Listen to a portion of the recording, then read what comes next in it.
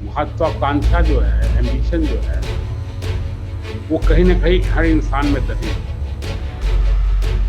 और जब सत्ता जहाँ रहती है वहाँ यह महत्वाकांक्षा, जहाँ पावर, सत्ता, पैसा रहता है, वहाँ महत्वाकांक्षा सामने आ जाती है। जब बेटा बाप को हटा देता है, भाई भाई को हटा देता है, बहुत उदाहरण है। पारस जी सक्रिय नेता थे, सक्रिय कार्यकर्ता थे, सक्रिय नेता थे। कहीं ना कहीं उनके मन में ये मलाल रहा होगा कि वो लोजपा की मेन लाइन से साइड लाइन कर दिए गए, भले वो पासवान जी की तरफ से किए गए, लेकिन ये कहीं ना कहीं वो मलाल था। कहीं ना कहीं चिराग की महत्वाकांक्षा भी ज्यादा थी कि मैं ही पार्टी का वो रहूं, मैं ही सब कुछ, और सेंट्रलाइजेशन ऑफ पावर उसके पास है। तो ये कहीं ना कहीं मतलब मुझे लगता है ये दोनों चीज टकरा रही। नमस्कार, बिहार तक देख रहे हैं आप और मैं हूं आपके साथ उत्कर्ष कुमार सिंह। दिवंगत रामविलास पासवान की राजनीतिक विरासत की लड़ाई आप सबने देखी। एक तरफ उनके बेटे चिराग पासवान है और दूसरी तरफ रामविलास पासवान के छोटे भाई पशुपति कुमार पारस। चुनाव आयोग को फैसला करना है कि ये पार्टी किसके पास जाएगी। जनता को फैसला करना है कि रामविलास पासवान की विरासत किसे मिलेगी। लेकिन इन सब के बीच रामविलास पासवान के जीवन पर आधारित एक किताब आई है जिसका नाम है रामविलास पासवान, और उसके लेखक हैं वरिष्ठ पत्रकार और लेखक प्रदीप श्रीवास्तव जी। प्रदीप श्रीवास्तव जी इस वक्त हमारे साथ है। बहुत बहुत स्वागत है सर आपका बिहार तक पर। धन्यवाद उत्कर्ष जी। अब मेरा पहला सवाल आपसे यही है कि बतौर इस किताब के लेखक आपने रामविलास पासवान के साथ काफी समय बिताया होगा। जहां तक मुझे पता है कि करीब 6 साल लगे आपको ये किताब लिखने में। इस दौरान आपने उनसे कई ऐसी बातें जानी होंगी जो शायद अब तक दुनिया के सामने नहीं आई हैं। आप बतौर लेखक और पत्रकार ये जो घटनाक्रम हो रहा है इसको किस नजरिए से देखते हैं? अब घटनाक्रम मैंने किताब में उनके जीवनी के साथ साथ उनके बचपन से लेके व्यक्तिगत जीवन के साथ साथ उनका 51 साल का राजनीतिक जीवन भी दिया, जिसमें 1969 से लेके और 2019 तक की घटना है। तो 2019 की घटनाओं तक में वो अपनी पार्टी को, अपनी राजनीतिक विरासत को किस तरह सौंपे हैं और किस तरह पावर का बंटवारा किया है, ये भी उस किताब में है कि कैसे उन्होंने चिराग को कैबूल पहले भेजा, फिर महाराजगंज भेजा और वहाँ की मीटिंग का हाल चाल लिया। ये 2013-14 की बात है। उसके बाद उनको लगा कि अब उनको विरासत में मिल गई, क्योंकि पहले वो चाहते थे रामचंद्र जी और पारस जी को, उनको लगा कि नहीं मतलब ये पार्टी देख पाएंगे, जो भी लगा हो उनका अपना डिसीजन। लेकिन वो उससे बड़े खुश हुए जब इनका परफॉर्मेंस चिराग का देखा। और इन्होंने, मुझे याद है कि मुझे 2013-14 में कटिंग भी, क्लिपिंग भी दिखाई जो वहाँ से आई थी, जो अखबार ने कवर किया था। और फिर उसको पार्लियामेंट्री पार्टी का उनको पार्लियामेंट्री बोर्ड का इनको चेयरमैन बनाया। और धीरे धीरे चिराग को उन्होंने नर्सिंग करना शुरू किया और आगे बढ़ाना शुरू किया।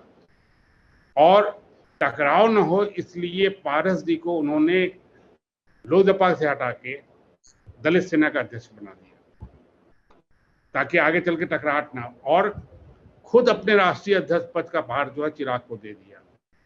अब ये निजी बातचीत में मुझसे कहते थे, मुलायम सिंह घटना और लोग घटना हमको बताते थे, रामाराव की भी घटना बताते थे और कहते थे मैं नहीं चाहता कि हमारे बाद जो है ऐसा कुछ हो। लेकिन देखिए, इत्तेफाक देखिए कि उनके मरने के बाद पावर स्ट्रगल शुरू हो गया, पार्टी को लेके, कब्जा करने को लेके, पार्टी को लेके।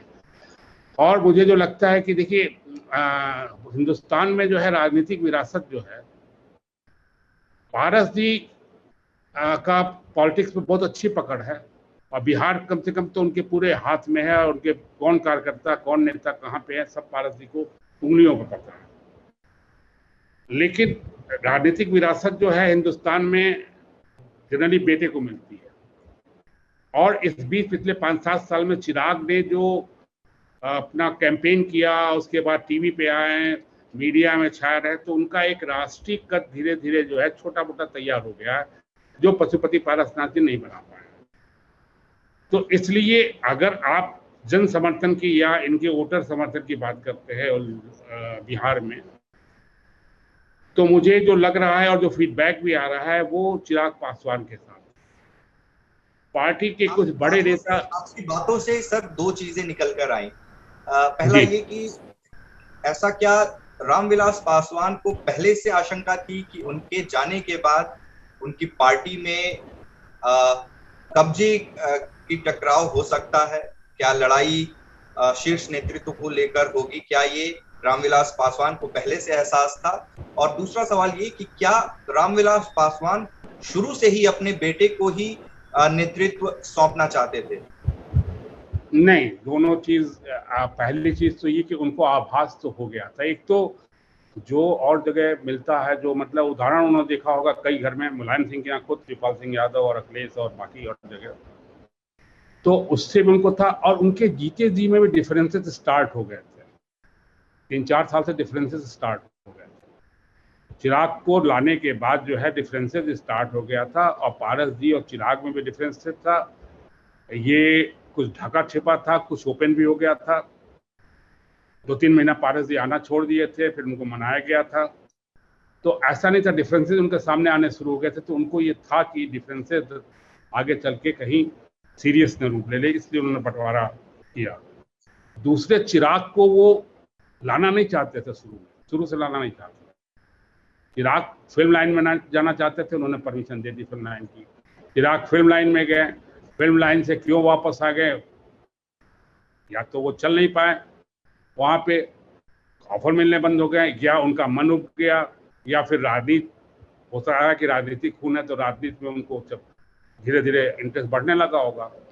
तो उन्होंने एज ए एक्सपेरिमेंट के तौर पे उनको 13-14 में अस्वस्थ चल रहे थे रामविलास पासवान, तो एक्सपेरिमेंट के तौर पे कैमूर बेताजत चहरमल जयंती थी वहाँ पे।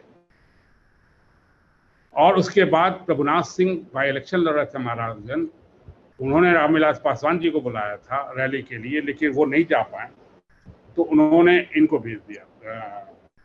उन्होंने पूछा प्रभुनाथ सिंह से, मेरे सामने की बात है, कि चिराग को भेज दे। उन्होंने कहा हाँ भेज दीजिए। तो चिराग फिल्म लाइन से आए थे, तो यूको में आकर्षण था, वहाँ नारेबाजी और चिराग जिंदा, तो वो सब जो है इनको लगा, और इनको लगा कि चिराग अब पॉलिटिक्स में आना चाहता है। तो आप बाप की हैसियत से समझिए या हिस्टोरिकल बैकग्राउंड से समझिए, उनको लगा कि चिराग ही असली वारिस जो है एलजेपी में उनके बाद उनका हो सकता है। तो इस तरह धीरे धीरे जो है, ऐसा नहीं कि उनका ये अचानक का डिसीजन था। आपने जो किताब लिखी है रामविलास पासवान, संकल्प, साहस और संघर्ष, रामविलास पासवान को आप किस तरीके से देखते हैं? शायद आपके लिए बहुत तकलीफदेह होगा कि आपने जो किताब लिखी वो उनके जीते जी सार्वजनिक नहीं हुई। किस तरीके से आप रामविलास पासवान को याद करते हैं? इसका तो मुझे बहुत अफसोस है, क्योंकि उस किताब को वो देखना चाहते थे, और वो किताब को बढ़िया तरह से उसको चाहते थे हर उनके समर्थक के हाथ में पहुंचे। और 6 साल लगे मुझे किताब लिखने में, और 6 साल में वो चैप्टर्स को देखते भी थे। बस हल्का सा हमको खुशी इस बात की है कि ये मैंने किताब नवंबर-दिसंबर 19 में पेंगुइन को भेज दी थी। जनवरी में उसका भूमिका भी लिख दिया था मैंने। मार्च में उनका फोन आया जब लॉकडाउन स्टार्ट हो गया था, कि मैं एक बार पूरा शुरू से अंत तक पढ़ना चाहता हूँ। तो पेंगुइन ने मुझे डमी भेजा था, प्रिंटेड डमी भेजा था लास्ट करेक्शन के लिए, वो मैंने भेज दिया।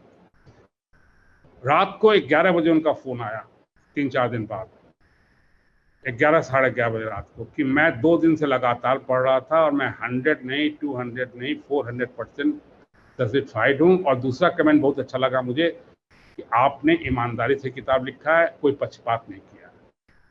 तो वो उस किताब के लिए बहुत पहले पिछले साल जुलाई में ये था कि ये किताब रिलीज की जाएगी, लेकिन कोरोना के वजह से नहीं, वो चाहते थे पीएम रिलीज करें, अंत तक चाहते थे पीएम रिलीज करें। फिर जब वो हॉस्पिटल में थे तो मेरी बात भी हुई कि सर अब वर्चुअल इसको रिलीज कर दिया जाए, क्योंकि पेंगुइन का भी दबाव पड़ रहा था, उतने दिन रोक नहीं सकते थे। तो क्या मैं भी सोच रहा हूँ कुछ वर्चुअल ऐसा कुछ किया जाए, लेकिन दुर्भाग्य से उनकी डेथ हो गई। तो ये अफसोस तो मुझे हमेशा बना रहेगा। आप सही सब पूछे तो मेरा आधा उत्साह ही खत्म हो गया जब उनकी डेथ हुई इस किताब को लेकर, क्योंकि बहुत मेहनत हमने भी किया था, और उन्होंने भी उसको बहुत ही मतलब टाइम दिया था, काफी टाइम दिया था उनको, इसमें कोई संदेह 5 नहीं। जुलाई को उनकी जयंती के मौके पर चिराग पासवान ने इस किताब का विमोचन किया। चिराग पासवान को किस तरीके से आप देखते हैं? फिल्म लाइन में वो चल नहीं पाए या कहें कि उनका मन उठ गया, वो वापस आए। जैसा कि परिवारवाद का आरोप लगता रहा है, कई सारे परिवार हैं ऐसे देश में जिनके ऊपर ये आरोप लगता रहा है, चिराग के ऊपर भी आरोप लगता रहा। जो उन्होंने आशीर्वाद यात्रा शुरू की है, उसको देख करके आपको लगता है कि रामविलास पासवान की डेथ के बाद जिस तरीके से पार्टी में टूट हुई है, जनता का समर्थन उनको मिल रहा है या मिलेगा, किस तरीके से आप देख रहे हैं इसे? देखिए, चिराग में पॉलिटिकल समझ है, ये तो मैंने देखा है। ये तो मुझे एज ए पॉलिटिकल रिपोर्टर और जो एक्सपीरियंस है मेरा, उससे मुझे ये तो लगता है कि पॉलिटिकल समझ जो है राजनीतिक समझ है। काम करने की स्टाइल उनकी वो नहीं है जो रामविलास पासवान जी की थी। नेचुरली नया जनरेशन, जो भी नया जनरेशन, अखिलेश की वो स्टाइल नहीं हो सकती जो मुलायम सिंह की थी, या कोई भी नया जनरेशन देखिए तो सचिन पायलट की वो नहीं हो सकती जो राजेश पायलट की थी। तो नए जनरेशन में अंतर तो आता ही है स्टाइल में। लेकिन अगर हमसे पूछिए, मतलब हमें जो लग रहा है कि चिराग की राजनीति जो है इधर काफी नीचे चली गई थी, लेकिन पासवान जी, अरे पारस जी ने जो ये किया है, इससे उनको एक तरह से राजनीतिक हवा दे दी है, ये उनको दम मिल गया है। और चिराग अब जिस तरह निकले हैं, वो उनकी बदली स्टाइल है जो मैं देख रहा हूँ। जो आशीर्वाद यात्रा पर निकले हैं वो वही है जैसे रामविलास पासवान रथ यात्रा पर निकलते थे, जो 2-4 रथ यात्रा उन्होंने की थी। तो इसे आप जनसंपर्क यात्रा, आशीर्वाद यात्रा तो नाम है, लेकिन मेनली जनसंपर्क यात्रा है। और जो मुझे कल भी फीड मिला, वहां से कुछ लोगों ने वीडियो भी भेजा, उससे लग रहा है कि रिस्पॉन्स अच्छा है। देखिए, राजनीति 1-2 दिन की चीज तो है नहीं कि आज आपको मंत्रिमंडल मिला या आज आप ऊपर हैं और कल। मुलायम सिंह मेरे लिए बहुत अच्छे उदाहरण थे, रामविलास पासवान है, बहुत ऐसे उदाहरण हैं जिनको लगा कि एक बार खत्म हो गई है, लेकिन फिर उभर के आए। तो ये जो तेजस्वी और ये नई जनरेशन जो है, चाहे वो सचिन पायलट हो, चाहे अखिलेश हो, इनके लिए भी लंबी दौड़ है। तो आगे चल के चिराग किस तरह परफॉर्म करते हैं, ये इनकी मेहनत पे और इनकी पॉलिटिकल समझ पे निर्भर करता है। आपने कहा कि चिराग के काम करने का जो तरीका है वो ऑब्वियसली पिता और पुत्र में जरूरी नहीं है कि एक जैसा ही हो। आपने भी कहा कि उनके काम करने का तरीका थोड़ा अलग था और बीते दिनों में उनकी जो पॉलिटिक्स है वो नीचे चली गई। क्या आपको लगता है कि एक बड़ी वजह रही जिस तरीके से पशुपति पारस या फिर उनके गुट के जो भी बागी सांसद, उन्होंने जो आरोप लगाए चिराग पासवान पर कि वो समय नहीं देते थे, बात नहीं करते थे, उनके अंदर एक तरीके का एरोगेंस था, इन बातों से आप कितना इत्तेफाक रखते हैं? नहीं, हो सकता है ये आरोप हो सकते हैं सही हो कि वो टाइम नहीं देते थे या मिलने में, वो जो आजकल कल्चर चला है, जो आप राहुल से भी यही नाराजगी लोगों की थी कि पीए का फोन उठाना, टाइम फिक्स करना, ये करना, ये नहीं कि कोई धधड़ाते हो जैसे पहले के नेताओं धधड़ाते घुस जाते थे, वो सब चीजें नहीं थी। ये तो मैंने भी देखा कि जैसे आप पासवान जी के यहाँ सीधे पहुंच जाते थे या उनका कॉल बैक आ जाता था, वो सब चीजें नहीं थी। चिराग में ये मैंने नहीं पाया था। तो हो सकता है कि ये आरोप में कुछ दम था कि ये जल्दी मुलाकात नहीं करते होंगे या लोगों को टाइम नहीं देते होंगे। और यंग ब्लड है, और जो आप फिल्म लाइन से या किसी दूसरी लाइन से अचानक आते हैं, जैसे ये अखिलेश भी इंजीनियरिंग लाइन से आ गए हैं, तो ये एक अलग नेचर होता है। राहुल गांधी में भी ये हमेशा शिकायत हमको मिली कि जितने कांग्रेस करता थे वही शिकायत नेता करते थे कि अपॉइंटमेंट नहीं मिलता है, पीए उठाएगा, नाम बताइए तो इस समय देंगे, कॉल बैक नहीं आता था। ये इनके चिराग के साथ भी हो सकता है, उनके स्टाइल में ये। पशुपति पारस और जो चिराग पासवान या कहें दो परिवार तो एक ही था, जो दो भाई या दो चाचा भतीजे के बीच जो दूरियां थी, आपने जैसा कि बताया कि काफी पहले से शुरू हो गया था। तो क्या पशुपति पारस चिराग रामविलास पासवान की जीते जी उनकी महत्वाकांक्षा बढ़ गई थी पार्टी में राष्ट्रीय अध्यक्ष बनने के लिए या फिर मंत्री बनने के लिए? क्योंकि वो सांसद भी बने जब रामविलास पासवान ने हाजीपुर की सीट छोड़ी और वो स्वास्थ्य कारणों की वजह से राज्यसभा गए? नहीं क्या ये नहीं महत्वाकांक्षा नहीं, शुरू थी? नहीं उत्कर्षी नहीं। रामविलास पासवान जी के एक चीज मैंने देखा, मैं तो किताबें नहीं लिखा, मैं तो 25 साल से 20-25 साल से रामविलास पासवान को मैंने प्रस्तावना भूमिका में दिया भी है, मैंने लिखा है कि मेरा कैसे उनके संबंध थे। वो पत्रकार और पॉलिटिकल नेता से कम उसके बाद दोस्ती का हो गया था, और हम लोग पॉलिटिक्स के अलावा हर सब्जेक्ट पे बात करते थे, तो बहुत वो पारिवारिक बात भी करते थे हमसे। आप बिलीव नहीं कीजिएगा, ऐसी ज्वाइंट फैमिली हिंदुस्तान में देखने में बहुत ही कम मिलती है। पारस और रामचंद्र जी जिस तरह से इज्जत करते थे रामविलास पासवान जी की, और पासवान जिस तरह से इन दोनों भाइयों को जोड़े थे, भाई इनको परिवारवाद का आरोप पासवान जी को पर किन लोगों को लेके लगा? इन्हीं लोगों को लेके लगा, अपने दामाद को, अपने भाइयों को लेके लगा। और चाहे वो रामचंद्र जी के लड़के का बर्थडे हो या पारस जी के लड़के का बर्थडे हो, यही दोनों पति पत्नी मनाते थे और पूरा परिवार इकट्ठा। बट इनके यहाँ 5-6 फंक्शन होते थे और दोनों ज्वाइंट फंक्शन होते थे। और मैंने कभी भी पारस जी को आंख उठा के रामविलास पासवान जी के सामने, बल्कि उनके सामने इतनी उम्र होने के बावजूद भी बैठने में संकोच करते थे। रामचंद्र जी तो कुछ बात भी कर लेते थे, क्योंकि बहुत छोटे थे तो थोड़ा मुंह लगे थे, वो तो बात भी कर लेते थे रामविलास पासवान जी से। पारस जी कभी भी, जितना इज्जत वो करते थे, मैंने बहुत कम छोटे भाइयों को देखा है बड़े भाई की इज्जत करते हैं। और जो रामविलास पासवान है जिस अपने भाइयों, तो उनके सामने तो कोई सवाल नहीं है महत्वाकांक्षा। आप ये देखिए, हाजीपुर की अपनी कॉन्स्टिट्यूंसी की सीट जो है, वो अपनी पत्नी को लड़ा सकते थे और लोगों को लड़ा, लेकिन उन्होंने पारस जी को दी और चिट्ठी लिखा। वो चिट्ठी सारी पब्लिश हुई, हर जगह दिखी कि पारस जी को क्यों दे रहे हैं और क्या मेरे तरह है ये, और प्रमोट किया, रामचंद्र जी को प्रमोट किया। फिर प्रिंस को उन्होंने टिकट दिया, रामचंद्र जी के बनने के बाद उनके लड़के को टिकट दिया। मेरा यही तो सवाल उनके है, जिस रामविलास पासवान पर परिवारवाद करने का आरोप लगता रहा, जिन्होंने अपने दोनों भाइयों को आगे बढ़ाया, अपने बेटे को आगे बढ़ाया, अपने भतीजों को आगे बढ़ाया। जब लोकसभा के टिकट बंट रहे थे तो आधे से ज्यादा टिकट परिवार में रह गए, ये बातें भी सामने आती रही। विधानसभा के जब चुनाव होते थे तो परिवार के लोगों को टिकट मिलता था। जिस आदमी ने अपने पूरे परिवार को आगे बढ़ाया, साथ लेकर चले, आपके नजरिए में उनके जाने के बाद ऐसा क्या अचानक से हुआ कि पशुपति पारस ने न सिर्फ पार्टी बल्कि परिवार में टूट डाल दी? और अब फिलहाल तो ऐसा लग रहा है कि दोनों परिवार एक दूसरे से बात तक नहीं करना चाहते। देखिए, महत्वाकांक्षा जो है, एम्बिशन जो है, वो कहीं ना कहीं हर इंसान में दबी होती है। और जब सत्ता जहां रहती है वहां यह महत्वाकांक्षा, जहां पावर, सत्ता, पैसा रहता, वहां महत्वाकांक्षा सामने आ जाती है। जब बेटा बाप को हटा देता है, भाई भाई को हटा देता है, बहुत उदाहरण है। पारस जी सक्रिय नेता थे, सक्रिय कार्यकर्ता थे, सक्रिय नेता थे।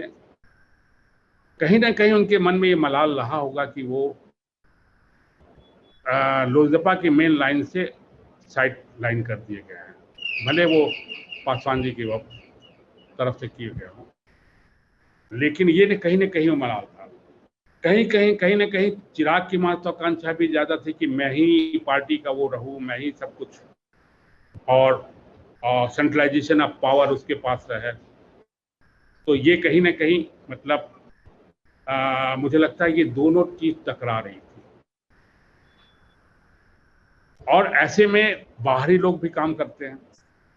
आपके परिचित जो है वो आपको, भाई कैकेयी नहीं चाहती थी राम वनवास जाए या दशरथ मरे। चिराग पासवान लेकिन अभी भी ये स्वीकार नहीं कर रहे हैं कि बीजेपी ने, तो वो तो मंत्रा के कहने पे, वो तो मंत्रा के सलाह से ना ऐसी हुई। तो उसी तो सलाहकार भी जो है आपको दाएं बाएं कर देते हैं। तो कौन सलाहकार है आप भी जानते हैं, और ये ओपन सीक्रेट है। लेकिन ऐसी क्या वजह है प्रदीप जी कि चिराग पासवान अभी भी ये स्वीकार करने को या फिर खुले मंच से ये बोलने में कतरा रहे हैं कि जिन्हें उन्होंने राम कहा, जिनके वो हनुमान थे विधानसभा चुनाव में, या फिर जिन बीजेपी नेताओं का वो नाम लेते हैं कि उनके साथ एक बंद कमरे में बैठक में सारी चीजें बात हुई थी, उन चीजों को लेकर वो सीधे जेडीयू पर और नीतीश कुमार पर ही आरोप लगाते हैं और खुलकर आरोप लगा रहे हैं। लेकिन बीजेपी पर वो अभी भी बहुत खुलकर कुछ नहीं कह रहे। नहीं खुल के नहीं, लेकिन इशारा तो कर दिया उसने। कि हनुमान जी का राम नहीं ख्याल रखे तो क्या कर सकते हैं। इशारा तो कर दिया उन्होंने, और ये भी इशारा कर दिया कि जो उन्होंने किया था विधानसभा चुनाव में वो बीजेपी के इशारे पे हुआ था। अब राजनीति में आप खुल के नहीं कह सकते, लेकिन इतना कहना ही या संकेत देना ही संदेश चला जाता है। तो इसके बाद टूट के बाद मुझे लगता है चिराग ने इनडायरेक्टली इशारा कर दिया कि जो विधानसभा का गेम था, जो वो कर रहे थे, वो अपने मन से नहीं कर रहे थे, वो या अपने वही सलाह, इनको कोई दूसरा सलाह दे रहा है हमारे। पर आते हैं प्रदीप जी, जैसा कि मैं पढ़ रहा हूँ, आपने इस किताब में रामविलास पासवान के जीवन के 4 पहलुओं को समेटने की कोशिश की है, जिसमें पहला है कि वो कैसे एक पिछड़े गांव से उनका बचपन शुरू हुआ और पढ़ाई लिखाई और फिर उनका जो पारिवारिक जीवन है। दूसरा पहलू है कि राजनीति में उनकी एंट्री से लेकर और जो उनकी राजनीतिक यात्रा रही इतनी लंबी, और उसके बाद तीसरा सामाजिक न्याय के लिए उनके द्वारा किए गए जो उनका जो संघर्ष था उसको लेकर आपने लिखा है, और चौथा कि उनकी जो प्रशासनिक क्षमता थी, चूंकि वो डीएसपी भी चुने गए थे और उसके बाद वो राजनीति में आए, तो उनकी प्रशासनिक क्षमता, प्रशासनिक फैसले और केंद्रीय मंत्री के तौर पर उनके जो किए गए काम हैं। इस किताब में ऐसा क्या है जो पाठक खरीदें और पढ़ें, क्योंकि रामविलास पासवान के बारे में बहुत सारी न्यूज रिपोर्ट्स लोगों के पास आती रहती हैं, क्योंकि ये इंफॉर्मेशन टेक्नोलॉजी का दौर है, तो लोगों के पास बहुत सारी जानकारियां हैं। इस किताब में ऐसा क्या है जो अब तक किसी को नहीं पता पासवान जी के बारे में? उत्कर्ष जी, आप भी पत्रकार रह चुके हैं, पत्रकार हैं। मैं जब ये किताब लिखने गया तो मैंने सर्च किया कि रामविलास पासवान के लिए मटेरियल और रिसर्च के लिए कहाँ मिलेगा। विकिपीडिया, गूगल और सब मैंने इंडेक्स खंगाल लिए, रामविलास पासवान पे कुछ नहीं। केवल ये मैंने दिया है भूमिका में, केवल ये कि कहाँ पैदा हुए, मंत्री कब कब बने, शपथ कब कब लिए, बस, और मौसम वैज्ञानिक, और दूसरी शादी, कंट्रोवर्शियल सब्जेक्ट। मुझे आश्चर्य हुआ जो 10 साल के नेता हैं, जो 15 साल के नेता हैं, उन पे 10 किताबें आ चुकी हैं, और एक नेता की आत्मकथा तो 300-400 आ चुकी है, नाम नहीं लेंगे, 10 साल के अंदर, 5-7 साल के अंदर। और ये 50 साल राजनीति, सक्रिय राजनीति में सेंटर स्टेज में रहा जो व्यक्ति, उस पे एक भी किताब नहीं आई है। लालू जी पे, नीतीश पे 10 किताबें आ चुकी हैं। तो इसलिए इनके बारे में इस किताब के पहले कोई जानकारी नहीं थी। दूसरी चीज कि बहुत कम, इसमें बहुत चीजें ऐसी है जो बहुत कम लोग जानते हैं। आप जब पढ़ेंगे पूरी किताब तो आपको लगेगा बहुत चीजें ऐसी है। इस किताब में इनके जीवनी के साथ साथ 50 साल की राजनीतिक घटनाएं भी चल रही है। 69 से कैसे कैसे बिहार में सरकार बदली, सेंटर में बदली, कैसे जनता दल टूटा, कैसे जनता पार्टी टूटी, लोक दल बना, जनता दल बना, संयुक्त जनता दल बना, और कैसे कैसे ये हुआ। फिर दलित फिलॉसफी इनकी क्या थी, मैंने लिखा है इसमें कि सामाजिक न्याय पे जितना इस व्यक्ति ने काम किया, और मैं ईमानदारी से आपको बता रहा हूँ, इस किताब लिखते समय मुझे लगा कि मैं पासवान को जितना 20 साल में जानता हूँ, उससे, मैंने लिखा भी है इस किताब में, उससे कहीं इनका कद बढ़ा है, उससे कहीं इनका जीवन संघर्षपूर्ण रहा है। इनका बचपन कैसे बीता आप पढ़ेंगे तो आपको आश्चर्य होगा, इनकी पढ़ाई लिखाई कैसे हुए तो आपको आश्चर्य होगा। ये अपने को कभी नहीं कहते मैं गरीब परिवार से आया, लेकिन जिस तरह से इनकी लाइफ, व्यक्तिगत जीवन और राजनीतिक जीवन भी, और उसका कहीं ना कहीं कारण कहना नहीं चाहिए कि अभी भी हमारे यहाँ दलित को वो स्थान नहीं मिलता है। दलित में भी इन्होंने, दलित में कभी भी सवर्ण को गाली नहीं दी। इनका दलित वाला जब चैप्टर आप पढ़िएगा तो उसमें आपको मिलेगा कि ये हमेशा कहते रहे हैं कि सवर्ण ने ही दलितों के या अति पिछड़ों के उत्थान के लिए काम किया। कभी उसमें महात्मा बुद्ध, विवेकानंद, दयानंद सरस्वती से लेके वो बीपी सिंह तक का नाम लेते हैं कि दलितों के आंदोलन का नेतृत्व जो है सवर्ण के लोगों ने किया, इसलिए इन्होंने दलित सेना बनाई या जो भी बनाया दलित सवर्णों को लेकर रामविलास पासवान जी का जो रुख रहा वो बहुत हार्ड, उन्होंने लाइन कभी अख्तियार नहीं की, वो बहुत सॉफ्ट, कभी गाली नहीं किया ना कभी मनुवादी या गाली नहीं दिया, और हमेशा ये माना कि बिना इनके सामाजिक न्याय की गाड़ी नहीं बढ़ सकती है और सामाजिक न्याय नहीं हो सकता। और प्रशासनिक में मैंने केवल उनके मंत्री में, अच्छा कहते हैं मौसम वैज्ञानिक इनको, लेकिन 50 साल के राजनीतिक जीवन में केवल ये 15-16 साल मंत्री रहे हैं। और इनका आप मंत्रालय का काम देखेंगे तो केवल तीसरे चौथे दर्जे के लिए जितना इन्होंने किया, चाहे वो संचार मंत्रालय थे, वो उस समय पेयजल चला था, पेयजल बांटना, कुलियों को वर्दी देना, पास बांटना, कोल मंत्रालय में जो खान में काम करते थे उनको गम बूट और अच्छे, ये सारा इस, तो एक बार आप जब उठ जाते हैं तो आपकी नजर भी ऊपर ही घूमती है। लेकिन मैंने इनके साथ रह के देखा है, साथ रह के भी देखा है, इनके साथ जब कई दौरे पे मैं गया कि इस हाल इनकी निगाह नीचे वाले पे पहुंचती थी। तो इस मामले में मैं मानता हूं कि सामाजिक न्याय आंदोलन हो चाहे इनका राजनीतिक जीवन हो। अच्छा अभी बताइए, आंध्र प्रदेश में दलित उत्पीड़न हो रहा है, या गुजरात में हो रहा है, पंजाब में हो रहा है, इनको वहां अगर वोट की राजनीति होती तो आंध्र प्रदेश में कौन वोट मिलने वाला था? गुजरात में कौन मिर्ची कांड कहाँ हुआ था? आंध्रा में जो वो चुन्नूर कांड जो हुआ था कहाँ हुआ था? वहां जाना, फिर उनका लेके रैली करना बोट क्लब पे, उसके बाद फिर राष्ट्रपति भवन जाना। तो ये वो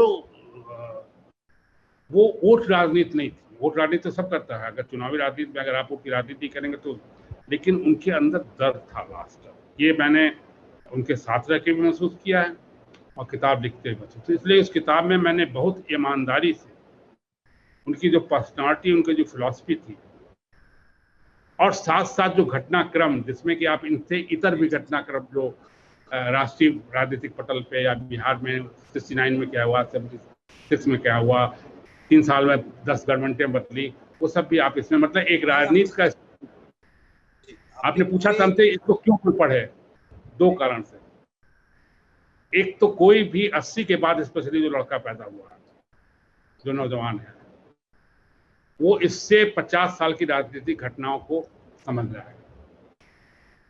दूसरा, एक नेता के संघर्षपूर्ण लाइफ से जो है वो अगर इंस्पिरेशन ले सकता है तो उसको किताब पढ़ने से कोई इंस्पिरेशन मिलेगी। तो बिहार के छोटे से गांव से निकलकर सत्ता में वो सब कुछ हासिल करने वाले रामविलास पासवान, जिसकी कल्पना राजनीति में आने वाला हर शख्स करता है, उनके 50 साल से ज्यादा के राजनीतिक सफर पर पहली किताब लिखी गई है जिसका नाम है रामविलास पासवान, संकल्प, साहस और संघर्ष। उसे लिखने वाले प्रदीप श्रीवास्तव हैं, जो कि वरिष्ठ लेखक और पत्रकार हैं, और इन्होंने बताया कि क्यों आखिर ये किताब पढ़ी जानी चाहिए। इसके साथ ही साथ इन्होंने इस किताब में ऐसे कई अनछुए पहलुओं का जिक्र किया है जो अब तक दुनिया की नजर से ओझल है, और साथ ही साथ जो हालिया घटनाक्रम रहा रामविलास पासवान के परिवार और पार्टी में लेकर, उस पर भी इन्होंने अपनी राय रखी। फिलहाल के लिए प्रदीप जी आपका बहुत बहुत शुक्रिया बिहार तक के लिए, और बिहार से जुड़ी हुई तमाम खबरों के लिए आप देखते रहिए बिहार तक।